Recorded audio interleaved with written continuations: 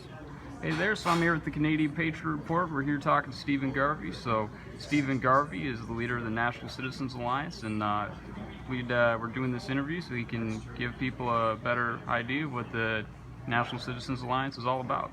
So Stephen, so what is the National Citizens Alliance? It's an alliance of concerned Canadian citizens across the country. Literally, we have members, supporters in every province and up in the territories, and it's about saving our country through major redirection of our country. We believe the country has been taken over by globalists, globalist UN, globalist stringed people, parties, mainstream parties, and we don't agree with their agenda. So this is about a clear choice in this election and elections following that.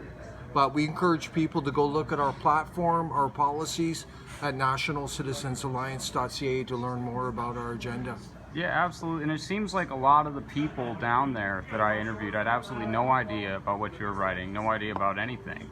You know, and they're smearing you, calling you white nationalists, neo-Nazis, white supremacists. Yeah. Do you guys identify it? Obviously, you're not neo-Nazis, but are you white nationalists? Not at all. No. And there's something came up with that. Where was it? Someone was, it was actually your article, and we encourage people to look at the Canadian Patriots article. You completely debunked the argument that NCA is white nationalists. Yeah. So look at his article. It's up on the National Citizens Alliance Facebook page. But yeah, we do not subscribe to that ideology. It's a very hateful, narrow ideology. We're about Canadian nationalism, Canadian populism. We're all about, as any member supporter of NCA knows, we're all about the people and doing what is best for our people, serving our people, listening to our people. That's what NCA is about. Awesome. You know, we don't need to call ourselves a people's party because it's actions that matter. It's a substance, and you can see that in our platform. There we go. Right? I like that. That sounds like a really good message, man. So, yeah, it seems like a lot of the negative press, they keep calling you guys Islamophobic and stuff like that, and point to your policy as, you know, creation of a white ethno-state or anything like that. So, you guys definitely don't subscribe to that. And do you have very many non-white supporters and different people like that, people that support your movement? Would you be opposed to a multicultural candidate? Not at all. Multiculturalism has been part of Canada for decades and decades, but what we're opposed to is the extremes of multiculturalism. Okay. Right? And the expansion and growth of ethnic enclaves which are dividing our country, the non-integration into our country. We believe fundamentally as a party that we should be protecting and enhancing our traditional identity, heritage, cultural norms, our traditional Canadian values, our way of life. Absolutely. So you wouldn't have a problem with, say, like a Muslim coming here from Syria or anything like that, as long as they, you know, essentially, you know, didn't have extremist beliefs and, you know, embraced our culture. Of course, and we actually, there was a lady who recently, she's a political asylum seeker from Saudi Arabia. Okay. And she actually joined NCA. That's awesome. The reason she joined NCA, because of our strong stance against radical extremism. That's a really good stance to And take. she lived it. And that's why she's supporting us and donating to our party. Okay. Praise on her for having the, you know, but she lived it, so she knows. And she praises us for taking a strong stance, as we should, against radical extremism.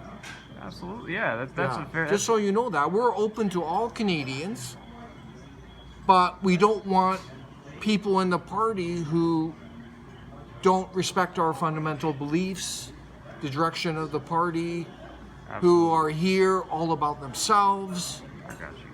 not integrating, sending all their money back to their home country. Yeah, so We don't want those type of people in our party. You want to put Canadian interests first. This is all about the Canadian people, our Absolutely. country, and that's what NCA is. And people are seeing that through our action. We don't do sound bites. We don't do these mindless tweets and manipulate people. We have very substantive policy. We encourage people to go look at them, compare them to the mainstream parties. Make up your own mind. So are you totally opposed to foreign aid when you say like no helping other nations, or are you? We're not totally opposed to foreign aid. We think it needs to be reined back. Okay. It's out of control. From 2005 to 2015, as one example, 56.6 billion flowed out of the country just in foreign aid. This isn't including all the billions to the UN and its other associated entities. 56.6 billion gone. Okay. While there's over 250,000 Canadians struggling financially. There's 3,000 to 5,000 veterans on the street. There's endless unemployed. We believe it's up to 14% in our estimation. We want to rein back foreign aid by 75%. And whatever money we do give is going directly to people in need. Okay. Because I'm going to preface this. Do your research. In Afghanistan is one example. 2.37 billion flowed out of Canada between 2005 and 2015. And there was a US report last year. Most of that money was wasted, gone into corruption. Your money gone into corruption. What about all the other billions? Where is it? This is all wrong. This is all wrong. We have so many Canadians here in need. They're desperate. They're on the verge of living on the street. Absolutely, it's a system. It's fiscal insanity what's going on. I agree with that. Yeah, I definitely think that there's out of control governments. But these do not seem at all like extreme beliefs like the Antifa members were peddling down there, like saying most of them that I talked to had no idea what your policies were, and they were going all off of a few news articles.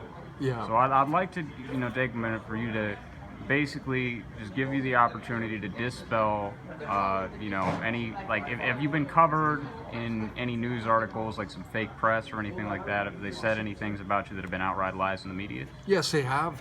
And we've been able to correct some of them. Like CBC, for the longest time, was saying I was a member of the World Coalition Against Islam. Oh, so you never were? I never was. And they actually retracted that, I think it was about a month ago. And just recently, as our supporters know, they were saying NCA is anti-immigrant party. And we're not. So they retracted that. Wow. Now they call us the controversial party. Can you believe it? So it is what it is, but we're trying to hold them accountable. We encourage other people to do the same. But we should expect it to increase as we grow and gain support. There's going to be more resistance. But we're very determined. We have vision, leadership, Absolutely. and we're not going anywhere. And it's all founded in our platform, our policies, the people that support us. Absolutely. We're not going anywhere. We're taking our country back. We're redirecting it. We're getting it off this insane globalist direction, which is leading irrefutably to like a UN globalist village. Absolutely. So what's the exact definition of a UN globalist village? Well, it would be a mix of people from all over the world. There's no distinct identity, culture. Okay. There's no distinct values, cultural norms. You got a ruling autocracy, Absolutely. controlling ruling bureaucrats, and then everyone is divided in this village and controlled.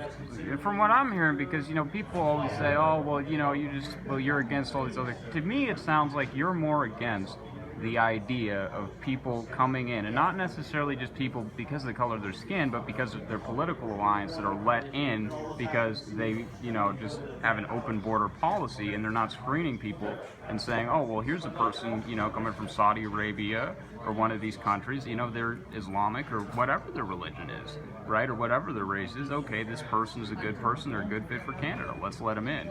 You're saying that basically it would be more like a situation where people like this come in, and when I say people like this, I mean people that come in that are tied to foreign governments or different things like that, and you want to see less of that in the country. It's not a race thing. It's not a religious thing. No. It's all about what's best for our people. Absolutely. So we support, as our members knows and supporters, we support a moratorium on immigration. We think it's out of control. It's harming most Canadians, economically, environmentally, socially. Absolutely. So that's a no end specific date, but this mess has to be looked at. We got to come up with real sharp solutions. But the bottom line after that, we support 50,000 or less. We've just proven through our research that Canada is growing naturally on its own. There's a declining population myth. We're actually growing naturally 294 new Canadians every day. Wow, that's really good. 294 a day. Wow.